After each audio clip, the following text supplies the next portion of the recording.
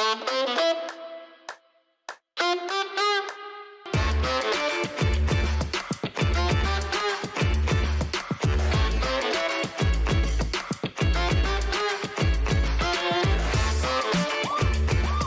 first of all, to all of you here, welcome to the rebirth of the Mead. This has been a brutal 6 months. 6 months ago, people were coming into this building like they had for 5, 10, 20, 50, 30 years, sometimes 40 years, expecting what the people of Chillicothe expect. Just give me a place to work. I want a handout. I want to be able to make a living. I want to have a good work environment, and I want to be in a place that values me. And I think for a long time, the Mead represented that for generations here in Chillicothe. But on April 15th, a day that looked remarkably like today, honestly, a nice day, we got some absolutely atrocious news that this place is going to close. Now, we had a moment of reprieve where we said, well, maybe we'll let this place live till the end of the year to give us the opportunity to find another buyer. And it didn't work out that way. The good news is we extended the period for another 60 days, but that certainly isn't the way to live. Like, you can't live not knowing what is actually going to happen to your future. Your kids need to know that they have stability at home. You have bills to pay, mortgages, rent, whatever the case may be. So just know that what we did here was put together a team of federal, state, and local officials and say, how do we fix this together as a community? And I think somebody in our earlier meeting used a great analogy. If in Chillicothe, it's a kind of community where if somebody's house catches on fire, it's not just the first responders that take care of it, but the community rallies around that family. What do they need? And that's what we did. We just did it at scale. And we spent the last 6 months saying, what can the true long-term future of this facility be? And when I was here back in April, just before Easter, I said, we need to make certain that it's to come.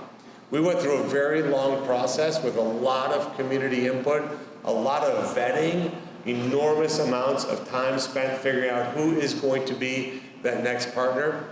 And I couldn't be more proud of the entire effort from the community. We've been able to land on a phenomenal entrepreneur, a great company, and it's a phenomenal story for a lot of reasons. We all know what happened during COVID, where we got locked up inside and we had to wear masks and gloves and all that stuff. Most of what will be made in this factory would have otherwise been made in China. So think about the irony of what we're talking about. Places all over Ohio 20, 30, 40, 50 years ago saw their factories close and shipped overseas. And then we just kept importing these products as if that was good for our country, and we know it wasn't. Now what we're doing is we're reclaiming the entire territory. Saying we're never going to depend on foreign countries again for critical elements like personal protective equipment.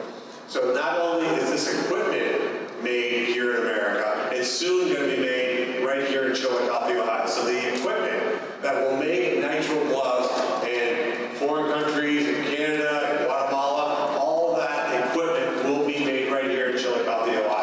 and then the boxes that those gloves go into will eventually be made right here in Chillicothe, Ohio. This is going to be the epicenter of an enterprise that will then export products to the rest of the world, from machinery on down. That's going to be the story that we're writing here today. Because we had too many times political leaders that it was totally fine to outsource our jobs overseas to destroy and gut good communities like Chillicothe. And that's ended with the Trump administration, and I couldn't be more proud of our president for taking that on.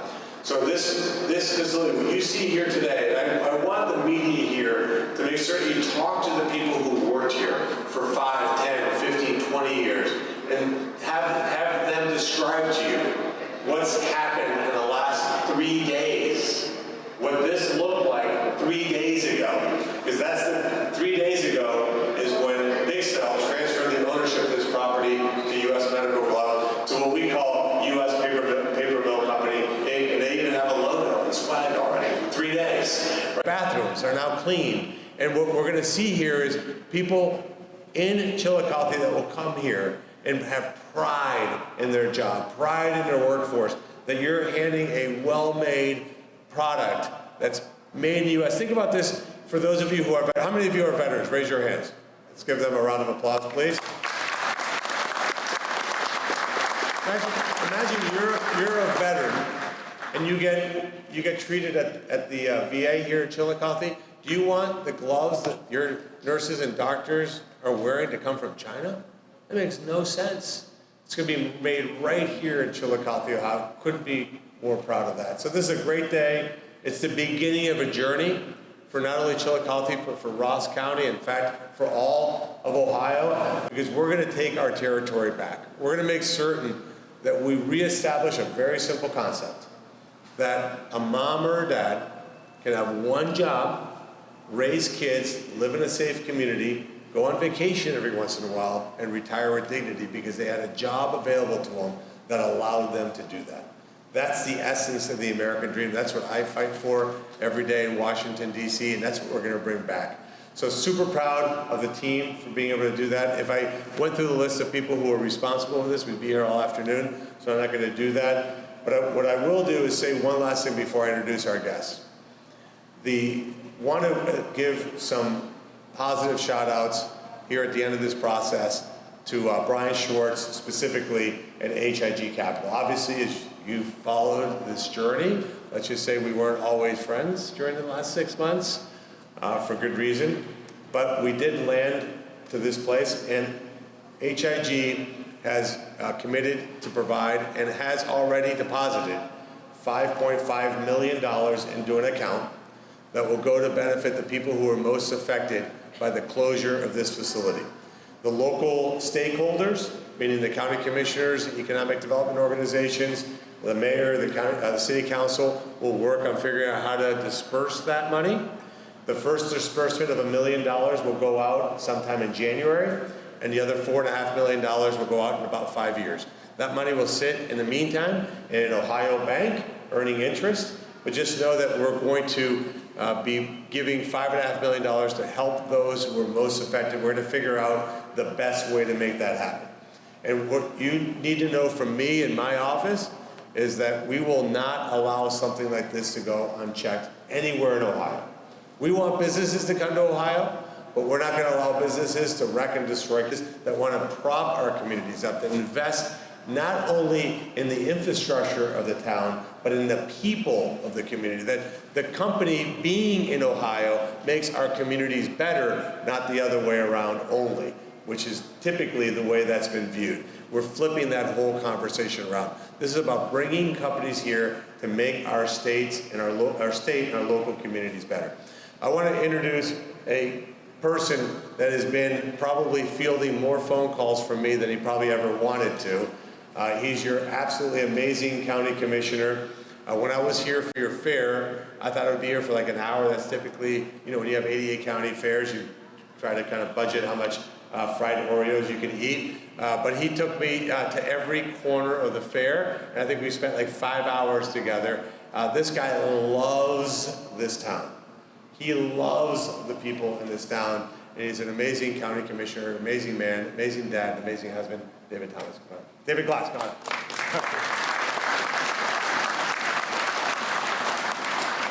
Thank you, Senator. I wasn't expecting the very kind words there.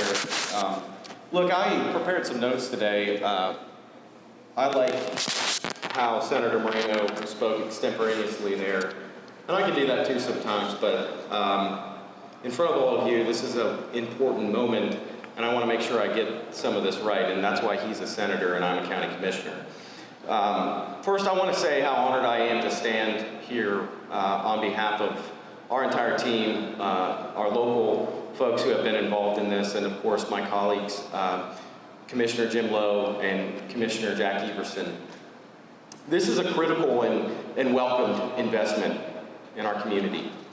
This investment provides stability to our community and a brighter future than what we thought might have been with this site. It's a big deal because what looked like a very dark circumstance for us, in which the community had no indication of what would happen, we're very, very glad to see that this site is moving into productive use. I want to express to U.S. medical glove how you will find a partnership here, and we want to engage with you very closely. As I'm sure they know, and all of you know in this room, this site in particular means a lot to the people of this community. Not just because of the iconic elements of it, but because of what it represents, the history that has gone on here. As the son of a papermaker myself, and in the role as an elected official, I can tell you that our story here is not over, and this is the beginning of our community's growth. I look at today as a next chapter, and I believe that chapter, and I'm hopeful that chapter is one that's going to be bright. I think it's also, to touch on what Senator Moreno said, what this means in the grander scheme, not just for the local impact, but from the standpoint of the opportunities that we have as a community in capturing onshoring manufacturing opportunities. I think every day we become more and more ready to gain more opportunities. And this announcement is the beginning for U.S. Medical Glove as well. We have engaged with them and understand, based upon their indications, that they have a long-term plan to invest and grow here, and we want to be partners to their growth. But it's also a beginning, or a new beginning, for us. In the wake of these past few months, it's been difficult, and we, on the other end of it, I think, are renewing our focus on base economic growth, which means jobs for the people that live here and around our region, and foundational strength to our local economy, which supports vibrancy and vitality. Our local leadership is working collaboratively not only to welcome U.S. Medical Glove Company, but to begin charting a path forward that leads to a more confident future.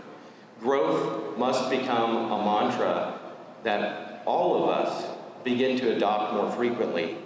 Just as in our past, manufacturing is important to our local economy. I can tell you that because every opportunity I've had in my life, in part, has come from manufacturing jobs. I was talking with Robin earlier. She's the daughter of someone who worked in manufacturing, and I'm the son of someone who spent 20 years at this facility and who fed and raised a family on that job. There's been a lot of difficulty, and I'm not going to dwell on that, but I think it's important to acknowledge and recognize all those who have been a part of that story. And the first people, I think, who deserve some recognition are the ones who were directly impacted by the closure of this paper mill back in April. People who dedicated their lives 40 hours plus, probably more than 40 hours, a week, doing shift work, hard, dirty work. My inspiration to our commitment to economic growth is with those people in mind. I'm very hopeful that many of the people who have worked here will have opportunity to work here once again, and I understand and have been told that some of them are already being called back. And you can see the work that's been done here just in the past several days. We want to support growth. We want to welcome employers that invest in our community, the future of their operations, and the people who work for them. U.S. Medical Glove expressed very early on and throughout their desire to be a partner with us in our community's growth. And today's announcement of their investment, I think, is an example of that. But also continued development and attraction of investors and employers to our community to continually diversify and evolve to the needs of today and beyond is important. Today is a significant day in our local history, and we have a long tradition of reciprocal partnership between employers and the people who live here and the people who work in this community. You'll find that commitment from us, and we want to engage with you. As Senator Moreno said 6 months ago, the future did not look bright, didn't feel bright. I came to this role, my role as county commissioner, with the intention of using my experience in my career as an economic developer to bring that experience to the job. I did not anticipate that that would mean helping to orchestrate a response of 830 direct jobs lost, $1 billion estimated lost to our economy. No one ever wished to see the end of the paper mill operation here in Chillicothe.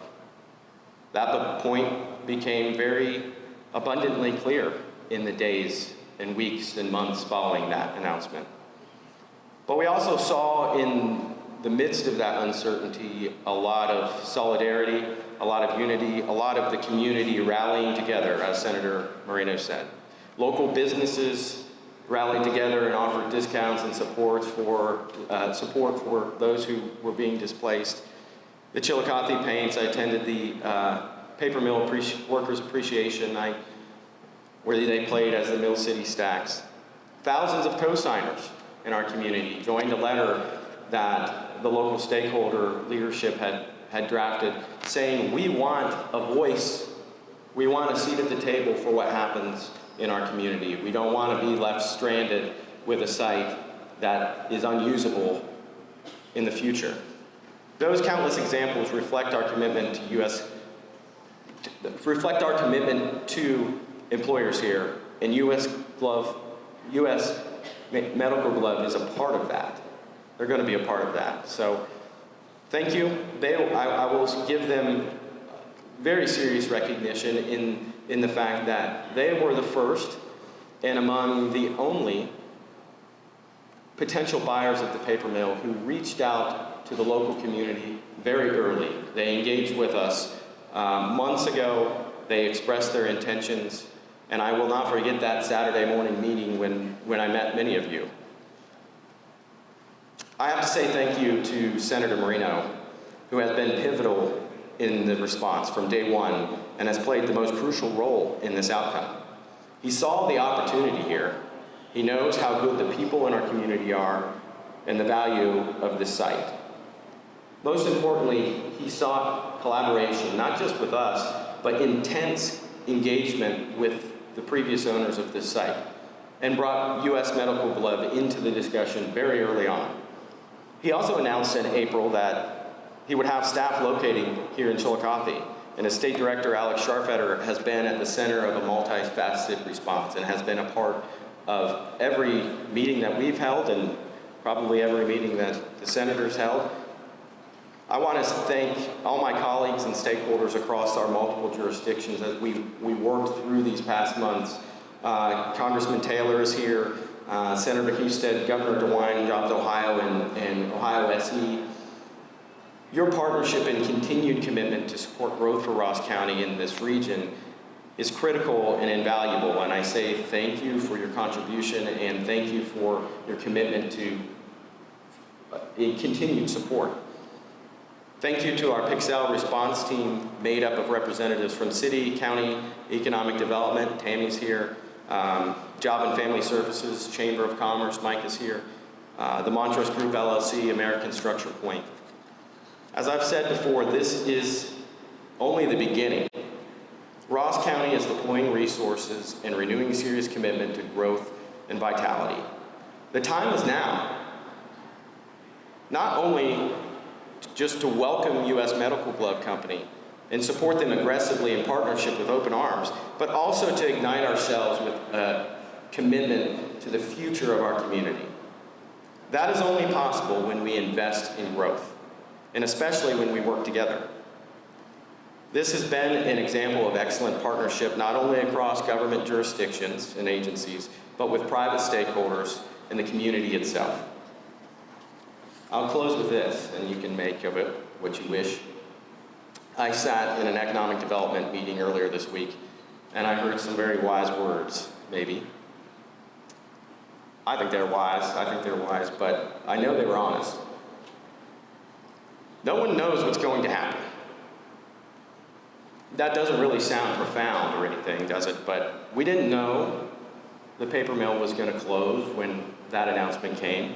We didn't know what would happen to this site until, realistically, most of us a few days ago, or some of us a week or two. We don't know what tomorrow brings. But I do know this. The ones who work the hardest, who put in the work, and chase the objective, who work together to solve problems, they're the ones that win the most. This announcement is a win. It's a win for our community, I believe it's a win for U.S. Medical Glove Company. We need to keep working together and focus on our objective, and the wins will keep on coming. This is a new chapter in our community's history, and I'm honored to celebrate it with all of you. Thank you. Thank you, David. Great job. One of the other pieces of the equation over the last 6 months is how do we help the workers immediately that got affected? And you have an amazing member of the House of Representatives representing you here. He got teams mobilized, and the Department of Labor authorized a $2 million grant that normally would take years to get done, and he got that done in weeks. He's my absolute favorite congressman of Ohio. Make sure the cameras got all that. Introduce Congressman Dave Taylor.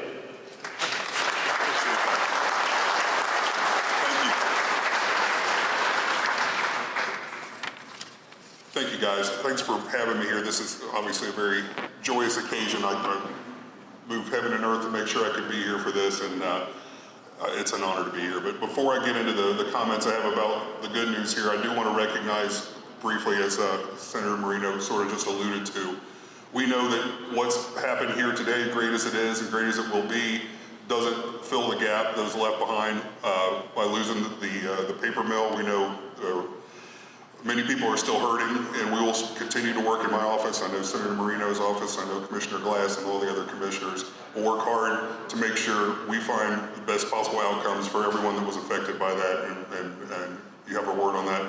Please reach out to our offices with any way we can help you. We stand ready to do so. Okay, so on to today, which is just a wonderful thing. There are so many people that should be thanked, and a lot of them are behind the cameras. But as Senator Moreno mentioned, on April 15th, we got the terrible news. I'm new to Congress, I'm new to politics, period. So I had been sworn in January, and they made the announcement about the paper mill, and immediately we were all here, Governor DeWine, Attorney General Yost, Senator Husted, Senator Moreno, all the commissioners and me were there, and immediately started working on the problem. It was encouraging to me as a person who's sort of cynical towards the operation of government.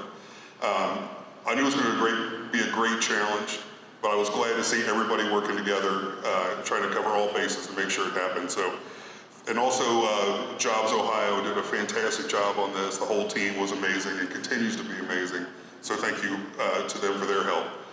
I do want, because he's not going to toot his own horn, he's just not that way, Senator Moreno did an unbelievable amount of work to get this done. Stuff I would not have been able to do. It's just incredible amounts of work, time, legwork. As he said, talking to commissioners and local officials, finding businesses that would be a good fit. And here we are today on the precipice of a rebirth of this facility in an incredibly positive way. Onshoring vital supply chains concerns is one of the top priorities of this administration, and this is definitely one of them. I was thinking while the senator was speaking that not only did China send us the virus, they then made money on selling us the gloves and the masks, so we don't need that to happen again.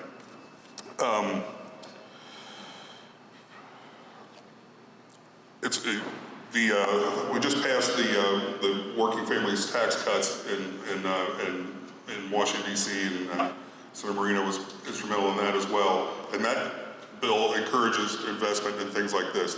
That kind of legislation makes things like this possible. You're going to see more of this. It's going to be easier for John to grow this amazing business.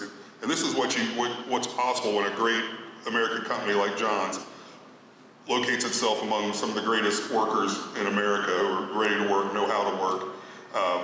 And the future here is unbelievably bright. And also, I think he might have mentioned this as well. He covered all the high points, but Congressman Kerry of Ohio led a letter to encourage requiring the VA to buy all of their personal protective equipment, like what's made here, from American-made sources. So that will be huge for this facility as well. The potential for growth, in that account alone would be incredible. And testimony to the kind of company, if you had told me, April 15th or shortly thereafter when we learned about all the challenges of the paper mill and of the property itself, if you had told me that the same week the next business closes on this property, they'll be making product in this building, I would have said, you're nuts. But here we are, it took them less than 3 days to have machinery up and running, and that's testimony to people in this room. And John, I'm incredibly impressed. But long story short, already too long, I know. I appreciate you guys. I'm looking forward to what happens here. And again, please reach out any way we can help you. We want to do that. We want to bring Chillicothe back to its former glory. So take care. Thanks for having me. Thank you. And I know inevitably we're going to take some questions from the media. The question will be like, what's the inside story of all this happened? So I'll tell you now, and I'll introduce our next speaker. So I met Ambassador Bernstein because she's very close friends with President Trump. And so during my campaign, got to know a lot of President Trump's inner circle. Her and her husband Richard have known the president for well over 2 decades. And so when she got involved with the U.S. Medical Glove, the conversation was about, hey, we got to stop having government agencies buying personal protective equipment from China because that's just insane, right? Like, why would we ever be reliant on an obvious strategic enemy for things like that? And so she came to see me in Washington, D.C., and I said, well, why don't we, I'm new, so you know when you get a new toy, you try to use it all the time? So I'm a new senator, so we have a really cool dining room in the Capitol. So any opportunity, let's have breakfast there. It's really cool, right? So Robin says, sure, we'll have breakfast. And, it still, by the way, gives me chills when I drive down Constitution and see the Capitol at 7 o'clock in the morning as the sun's rising. And by the way, when that feeling wears off is when I know I'm done. So I'm there, this amazing place. I mean, think about who had breakfast in that place, John F. Kennedy, right? I mean, it's unbelievable. Anyway, make a long story short, they start talking about this. I'm done after like 30 seconds. I'm like, look, this is stupid. Of course we should buy this stuff from American companies. And I'm thinking to myself, what are we going to talk about for the next 45 minutes, right? Because there's no convincing me. And then they were talking about how they need places to make these things. And I turned to Robin and John, and I go, what do you know about Chillicothe, Ohio?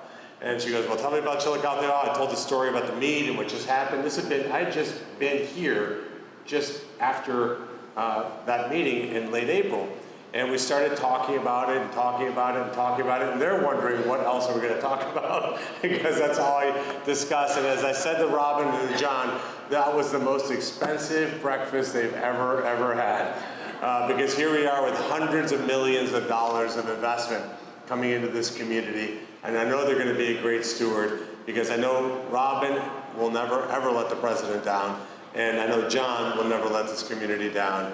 And just because trust but verify, I will never allow either of those things to happen. But I don't have to worry because you're going to have a great partner. So Robin, come on up and say a few words on behalf of U.S. Medical Glove. Thank you, Senator. Good afternoon. You're right, it was probably the most expensive breakfast I've ever had. But on behalf of Paper Mill Company, I am so honored to be a partner in this endeavor. I am so happy to be in Ohio. OH! OH! Bravo, we're here to stay. We are here to be partners with you. I myself come from a small town in New Jersey.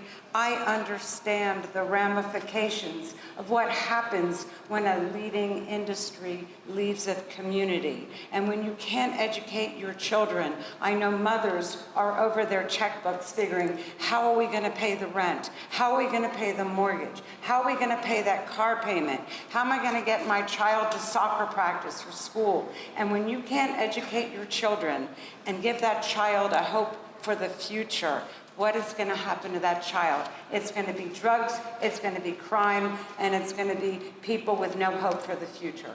So I am here to tell you, as a small town girl who ended up going overseas, and by the way, we had no PPEs overseas during COVID. I had the honor and pleasure of serving during COVID, but we had no gloves, we had no mask, and what did we have to do? We had to take material for party gowns and make gloves and masks and medical gloves. So I'm so happy to be here. This is American exceptionalism at its best. John Todoroki is an absolute industrial genius. We have both served our country. We are proud to be here. We are so happy to be working with the community. I have never seen such a united community effort. Your city council, your county commission, your congressmen, your senators, all working together. They're not asking, are you Democrat, are you Republican? No, they work together to help. And that's what we're here to do, to be a partner in the community. I want to thank President Trump for bringing his industrial strategy, reindustrializing the United States, bringing back industrialization to this country so we don't have to buy our products from people that are not our friends. So I'll be brief. Thank you very much. We're proud to be here. Go Ohio.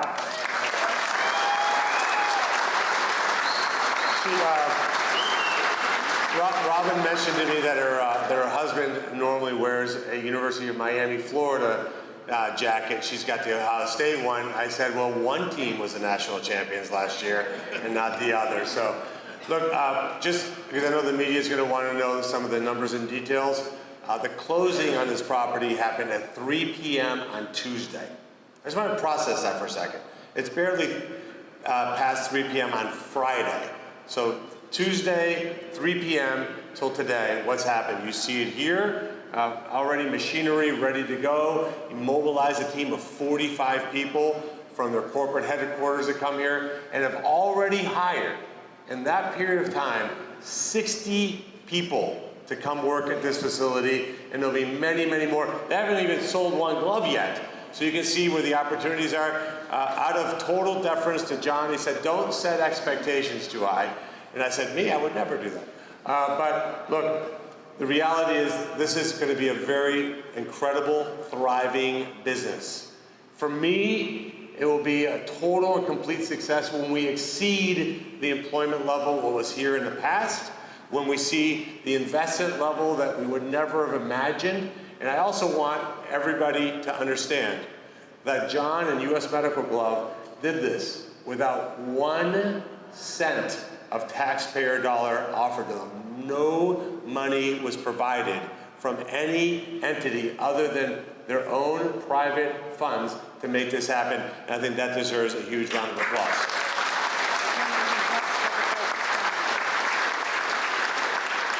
And the city of Chillicothe has phenomenal first responders, firemen, police officers, and the U.S. Medical Glove, the U.S. Paper Mill Company will be donating all of the gloves to the city for their use. So thank you to John and for the Medical Glove for doing that.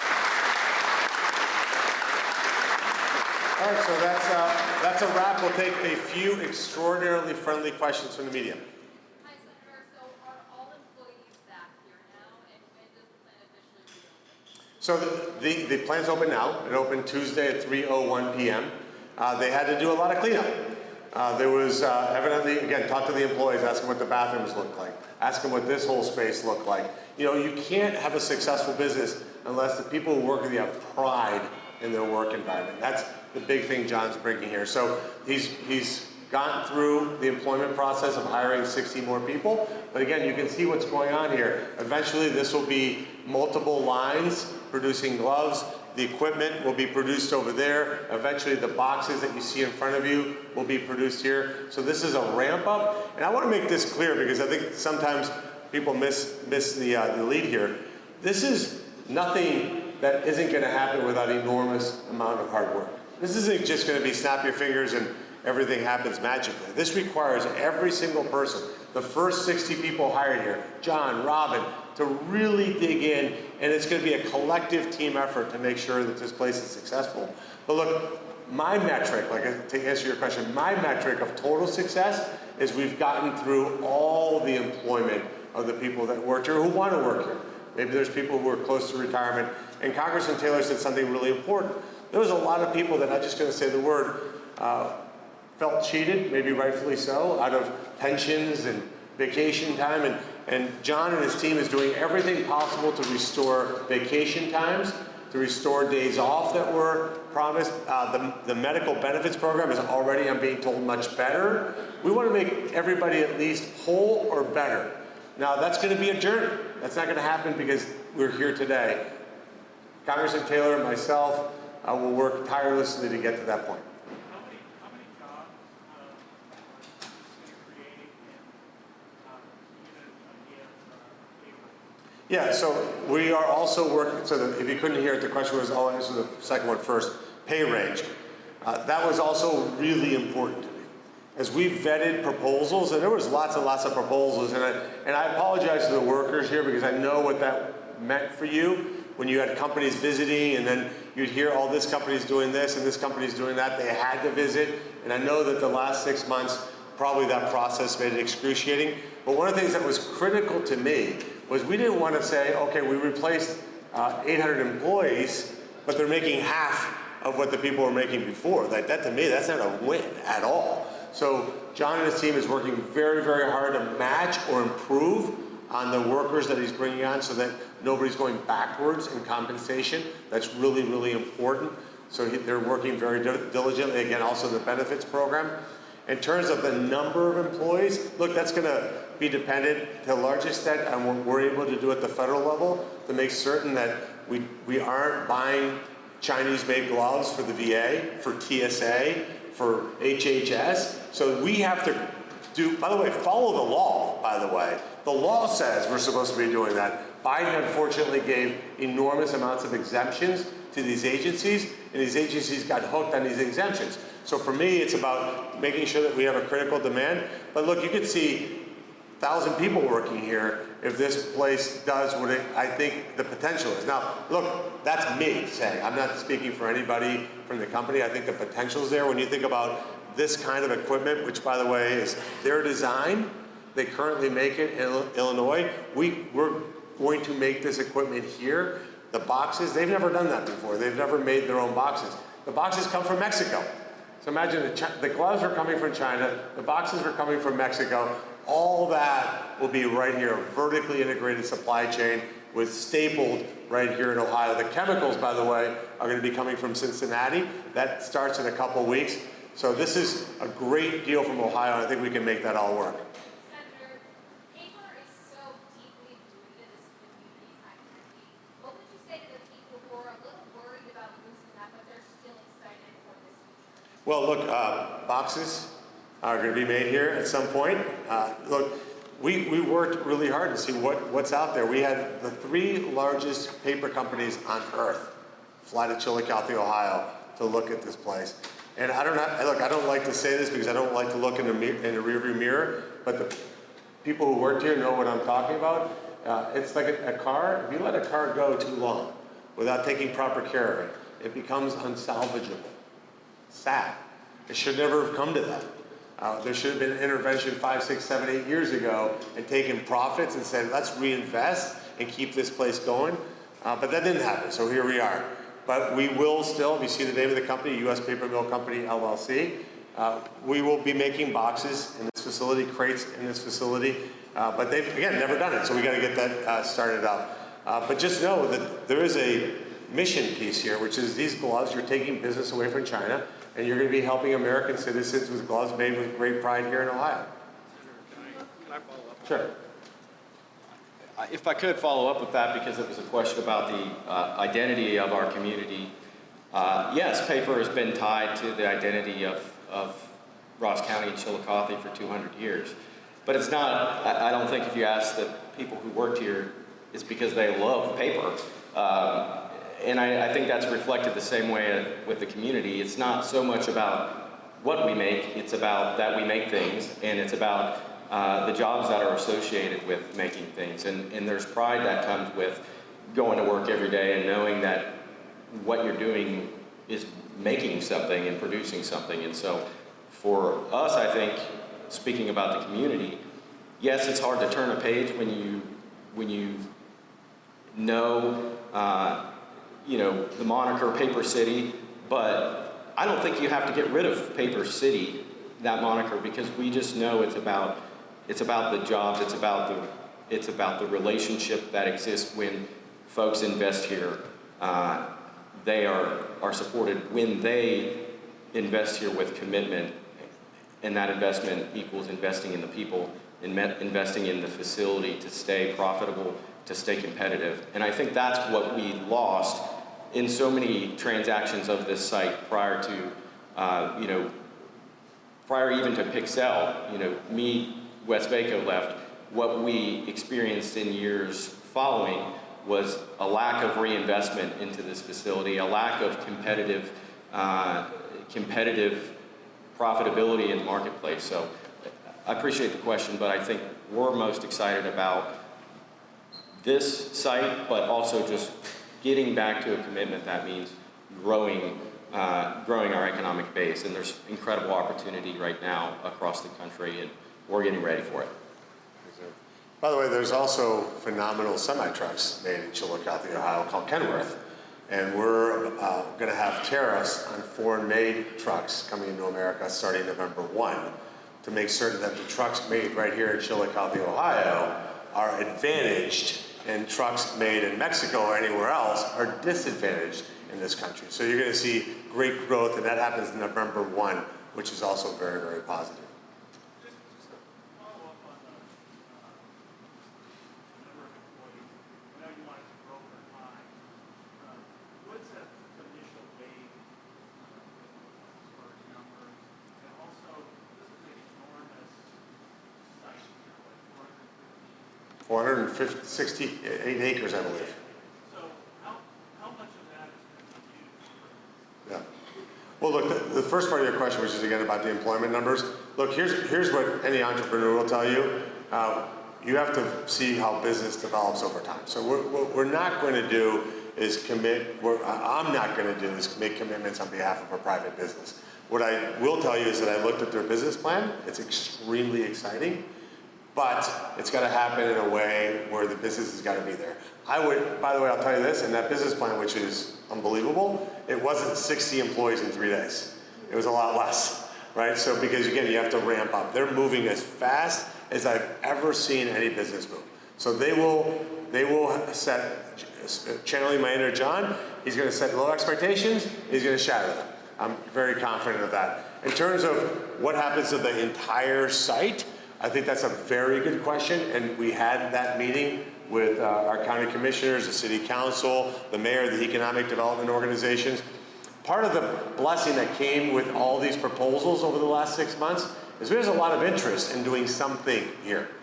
And what we can now do is, because we have an owner committed to making sure this community succeeds, is figure out, well, you may only have needed a small amount of space to do what you need to do there. Housing is an issue in this area, so maybe there's an opportunity there. We got to look at all the site and really examine it. But again, I think we all have to remember, give the guy, we have to believe me, as a business guy myself, you got to step back 2 paces and go, this has all happened since 3 p.m. on Tuesday, right? So I get the urgency, and believe me, I want it to get going too, but I think over the next year, 2 or 3 or 4, this is going to be a rebirth. And I think I'll do, because we've kept you guys here a long time already, you got to get back to work. I'm going to say this, if there's one headline that is the story of Chillicothe and the story of what happened over the last 6 months, it's a uniquely American story. You can knock America down. You can knock an American down, but we will always get back up. We will always fight, and we will always win.